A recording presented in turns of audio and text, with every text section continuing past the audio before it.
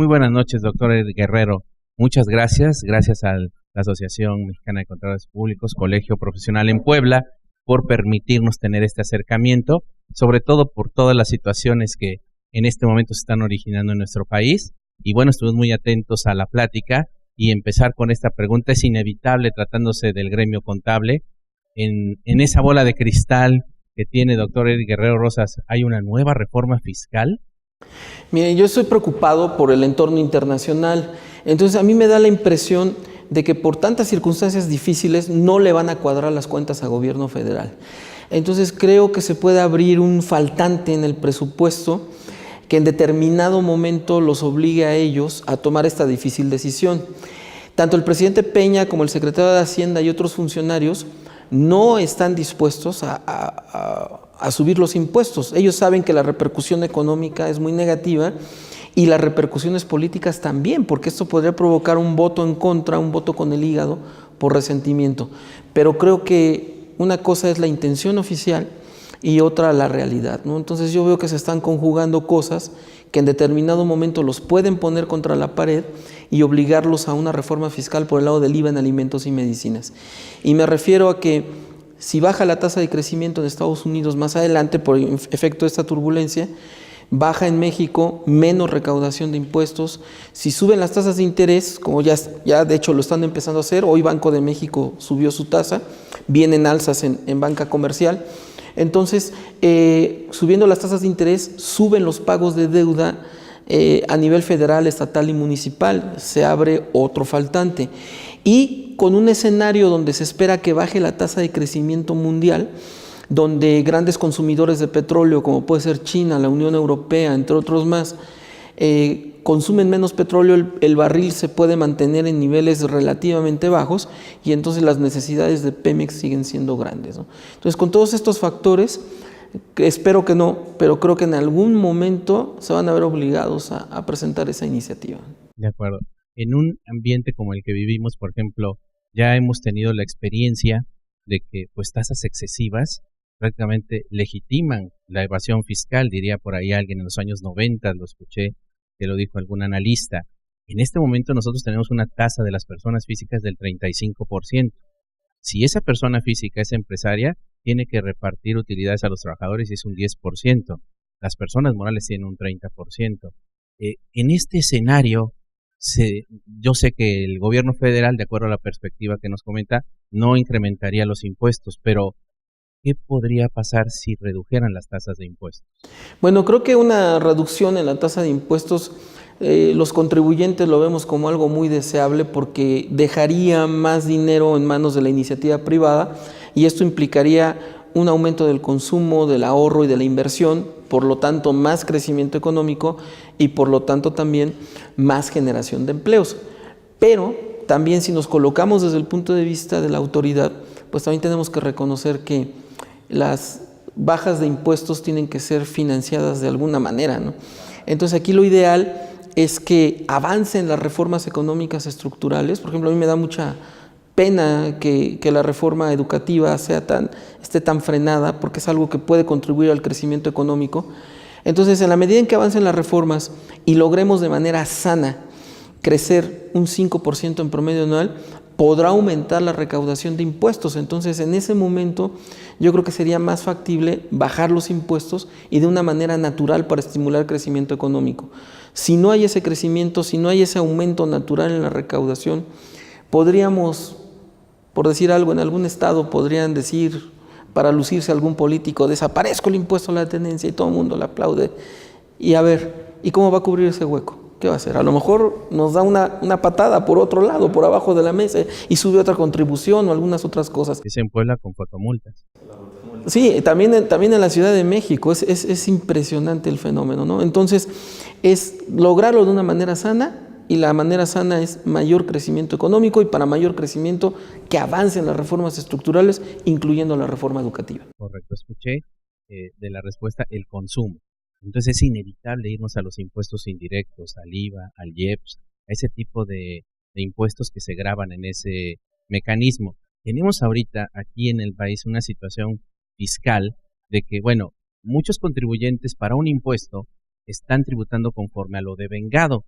pero para efectos del IVA, que es otro impuesto distinto al ISR, estamos conforme a lo que es el flujo de efectivo, a lo que cobro, a lo que pago. Y eso como que confunde mucho al empresario, eso como que realmente hace que muchas de las cuestiones no voy a decir el término doble contabilidad porque no existe, es una contabilidad que nace y hacia unos papeles de trabajo que conocemos los contadores respecto a ahora voy a calcular mis impuestos. En este escenario, ¿no sería mejor buscar esa uniformidad o todo devengado o todo en flujo de efectivo para evitar confusiones entre los contribuyentes? Sí, definitivamente sí, hay cosas que se tienen que arreglar en la legislación. Se han hecho algunos esfuerzos por tratar de simplificar, pero creo que hay puntos críticos como los que está mencionando que todavía son grandes pendientes. Y respecto a por qué, no solamente en México, sino sucede en varias partes del mundo, por qué un gobierno en determinado momento podría tener la tentación de recurrir a impuestos sobre el consumo tipo IVA, porque a nivel mundial está comprobado que cuando hay una muy buena ley del IVA, cuando el impuesto está bien pensado, bien estructurado, bien armado, puede aumentar la recaudación de manera más importante que otro tipo de contribuciones. Hay varias razones. Una, que un impuesto al consumo pues es prácticamente universal, ¿no? Puede llegar a un segmento mucho más amplio que cualquier otro, que el impuesto de la renta, etcétera. También cuando está bien estructurado, normalmente los contribuyentes tienen un incentivo para pedir facturas y para desechar a quienes no estén dados de alta y no estén en la formalidad, ¿no? Entonces, de alguna manera se convierten en vigilantes, en policías, en recaudadores al servicio del fisco. Y por eso muchas veces ese tipo de contribuciones son tan populares. Yo me acuerdo hace algunos años, estuve en una reunión donde estaba presente Francisco Gil Díaz, que era secretario de Hacienda, y andaba promoviendo la reforma fiscal de Fox, que iba en cuestión de IVA en alimentos y medicinas. Entonces estábamos un grupo de personas y nos estaba haciendo una presentación en PowerPoint, nos estaba explicando las bondades de una reforma fiscal por el lado de IVA en alimentos y medicinas, y una persona que estaba ahí muy inquieta, que estaba en contra del tema, le dijo: oiga, y en verdad, ¿por qué están tan necios ustedes con ese asunto del IVA en alimentos y medicinas? ¿Qué de veras aumentaría la recaudación? El secretario, hagan de cuenta que le picaron con un alfiler en la costilla, brincó en el asiento, volteó a ver a su interlocutor y le dijo: sí, mira, así de inmediato aumentaría la recaudación de un día para otro. Dice, por eso estamos tan interesados en avanzar el tema, ¿no? Claro, y en esto que nos dice, si estuviera la ley del IVA bien estructurado, podríamos pensar que quizá no sea una tasa tan excesiva como la del 16%, sino que podría ser más actos o actividades que estuvieran grabados, más productos, pero con una tasa menor, quizá del 8%, que estuvieran incluidos alimentos, medicinas y todos los que ahora conocemos. ¿Eso podría estar bien estructurado o tendríamos que tener muchas tasas para diferentes sectores? Creo que de entrada, el punto delicado es lograr una mayor recaudación y lograr el compromiso de la autoridad que ya teniendo ese aumento en la recaudación, pues que no se vaya, que se lo roben los políticos o a malgastarlo, obras inútiles, faraónicas, sino que existiera el compromiso de que ya aumentando la recaudación venga una baja general, gradual de la carga tributaria. Yo creo que sería lo ideal, pero lo primero es lograr un aumento de la recaudación. Yo lancé un periódico que se llama Círculo Rojo, entrevisté al jefe del SAT, Aristóteles Núñez, y me sorprendió porque él me decía, yo estaba acostumbrado desde el sexenio de Zedillo a ver que la mayor parte de los funcionarios están total y absolutamente de acuerdo con el IVA en alimentos y medicinas. Entonces cuando le pregunté al señor Núñez, el jefe del SAT, que si estaría dispuesto en algún momento a apoyar una reforma fiscal por el lado de IVA en alimentos y medicinas, me dijo no, definitivamente no, ni siquiera en una circunstancia de apremiante necesidad. ¿Por qué razón? Dice, mira, porque hay muchas desigualdades sociales en México. Y decía prácticamente lo mismo, ¿no? Decía, mira, lo primero que hay que hacer es que elevar el nivel de vida de la población como para ya poder pensar en un impuesto de este tipo, ¿no? Pero ya viendo que la presión internacional es muy fuerte y que yo creo que se van a ver obligados en un momento, pues entonces ya sería la cuestión de que si aumentan la recaudación en un primer paso, que en el segundo paso ya nos empiezan a garantizar que esas tasas van a ir bajando. Sería definitivamente muy bueno. Perfecto.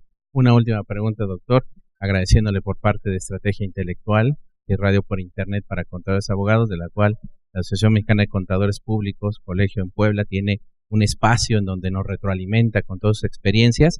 Aquí la situación preocupante, y creo que no puedo elegir un mejor ejemplo porque pasa con todos los empresarios que están preocupados por la situación. Pero decir un punto importante, hay un proyecto transísmico en Salina Cruz, Oaxaca. Un proyecto que tiene muchas vertientes, sobre todo en energías no renovables, energías renovables también, por supuesto, está la planta Antonio Doval y Jaime de Pemex y demás. ¿Qué va a suceder desde su perspectiva? ¿Cuál es su punto de vista? ¿Sí se podrá resolver el problema para que un empresario, si lo decimos de cualquier parte del país, está preocupado que si el Brexit, que si no el Brexit, que cualquier cosa, pero el mejor ejemplo es ahorita un empresario que en este momento vive en Salina Cruz y no sabe cuál va a ser la solución de ese problema? ¿Qué podríamos decirle de acuerdo a su perspectiva, doctor? Con mucho gusto. Bueno, es muy común que un profesor de economía les diga a sus alumnos desde los primeros semestres que se graben este principio básico, que la inversión en infraestructura, carreteras, puertos, aeropuertos, escuelas, etcétera, es la madre del crecimiento, ¿no? Entonces, yo lo que he visto es que el país va a sufrir ahorita por la turbulencia internacional. Si esto, espero que no, lleva al gobierno a aplicar una reforma fiscal en 2017, se va a extender los costos de la turbulencia al próximo año. Pero yo lo que veo es que del 2018 en adelante México puede empezar a crecer fuerte y empezar a recuperar. Y una de las razones es este corredor transísmico que está y pretende unir al puerto de Salina Cruz en Oaxaca directamente con el puerto de Coatzacoalcos en Veracruz, indirectamente con Mérida y también indirectamente con Tapachula en Chiapas, a través de modernas redes ferroviarias, a través de supercarreteras y nuevos aeropuertos. Entonces, yo creo que esta región, y también con lo de las zonas económicas especiales, va a detonar en crecimiento fuerte. La región se va a transformar y hace mucha falta porque los intereses políticos, los cacicazgos, están minando mucho la actividad económica, ¿no? Entonces se necesita una clase media urbana floreciente y que esa clase media empiece a tener mejores ingresos, empiece a prosperar. En esa misma medida vamos a ir transformando estas zonas, ¿no? Que son de las más atrasadas en muchos aspectos y de las más conflictivas. Entonces yo estoy seguro que el corredor transísmico a la larga va a generar una buena tasa de crecimiento económico. El problema es que no son reformas milagrosas, ¿no? Uno que quisiera que dieran resultados de un día para otro, pero todavía van a tardar. Pero sí, la región se va a transformar. Y echa la pregunta porque si un empresario de esa zona tiene esas perspectivas de poder crecer pese a lo que está sucediendo, ahora imaginémonos el resto del país, ¿verdad? O sea, todos los demás empresarios que realmente tengan una buena asesoría, que realmente esté muy pendientes de los aspectos económicos que se están viviendo, creo que tiene mucha garantía de poder tener éxito. Claro, aquí lo importante para el sector empresarial es estar preparado, pero también tener una buena mentalidad, porque estar muy atento a las necesidades del mercado, no desesperarse, tener visión para aprovechar dónde se puede generar algo interesante, porque aquel que tiene la mentalidad negativa y está diciendo que viene todo de mal en peor, que esto está de la patada, se le van a pasar las oportunidades, o sea, ni siquiera se va a dar cuenta, no las va a ver. Entonces aquí también es un problema de mentalidad y de enfoque. Pero sí, la región a la larga va para un crecimiento importante, aunque ahorita sí la situación es tremendamente difícil. Perfecto. Doctor Eric Guerrero Rosas, muchas gracias. Al contrario, muchas gracias a ustedes. No me queda más que agradecer a la empresa Estrategia Intelectual. Tenemos un importante convenio de colaboración para estar participando los días miércoles. La Asociación Mexicana de Contadores Públicos Colegio Profesional en Puebla está comprometida con la formación de los contadores, con la formación de la sociedad. Esta, les he comentado, no ha sido la excepción. Agradezco mucho al licenciado Eric Guerrero Rosas por su participación. Excelente tema que nos ha puesto muy en claro la situación económica del país. Nuevamente, muchas gracias, licenciado Eric. Muchas gracias a ustedes por la invitación. Gracias y buenas noches.